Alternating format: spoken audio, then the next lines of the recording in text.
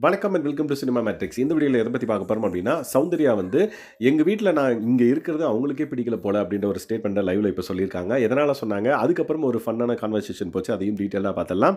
அதுக்கு முன்னாடி நம்மளோட சேனலை நீங்கள் சப்ஸ்கிரைப் பண்ணாமீங்கன்னா சப்ஸ்கிரைப் பண்ணி சப்போர்ட் பண்ணுங்கள்.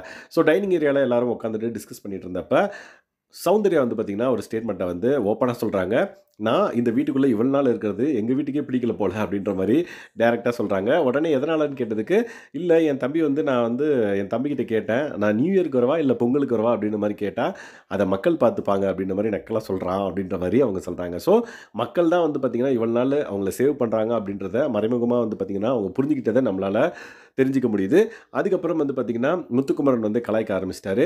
ஸோ "நீ பொங்கலுக்கு வரியா? நியூ இயர்க்கு வரலையான்னு கேட்கல. நீ வரவே வராத வீட்டுக்கு" அப்படின்ற மாரி சொல்லுவாங்க பாரு அப்படின்ற மாரி முத்துக்குமரன் வந்து கலாய்ச்சிட்டு இருந்தாங்க. ஏன்னா, இந்த வாரம் லைக் ஃப்ரீ ஸ்டார்ஸ்ல கடைசியா வந்து பார்த்தீங்கன்னா, ஃப்ரெண்ட்ஸ் எல்லாம் வந்தாங்க. அப்ப விஷ்ணு வந்தப்ப சௌந்தர்யா வந்து ப்ரப்போஸ் பண்ணியிருப்பாங்க. ஸோ அந்த பர்ட்டிகுலர் விஷயத்த பார்த்துட்டு, "உன்ன வீட்லயே அலோ பண்ண மாட்டாங்க இரு" அப்படின்ற மாரி ஃபன்னா பேசிட்டு இருந்தாங்க. உடனே வந்து தீபக்கும் உள்ள ஜாயின் பண்ணி, லைக் "நீ எலிமினேட் ஆகியோ, இல்ல இந்த பிக் பாஸ் ஷோ முடிஞ்சு நீ வெளிய போறப்ப உனக்கு யாரோட கார் வருதுன்னு பார்ப்போம். விஷ்ணுவோட கார் வருதா? இல்ல உங்க வீட்லருந்து கார் அனுப்புறாங்களா?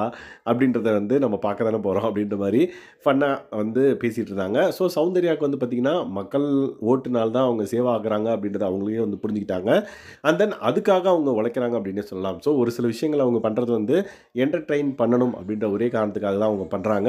அதனால தான் வந்து மக்களுக்கு பிடிச்சிருக்கு. அண்ட் தென் மக்களும் வந்து ஓட்டு போடுறாங்க அப்படின்னு சொல்லிட்டு அவங்க புரிஞ்சுக்கிட்டாங்க. ஸோ சௌந்தர்யா வந்து பார்த்தீங்க அப்படின்னா, அவங்க வீட்லயே அவங்களுக்கு சப்போர்ட் இல்ல. ஆனா மக்கள் தான் காப்பாத்துறாங்க அப்படின்ற ஒரு விஷயத்த வந்து ஸ்ட்ராங்கா புரிஞ்சுட்டு இருக்காங்க இந்த ஃப்ரீ ஸ்டார்ஸ்க்கு அப்புறம்.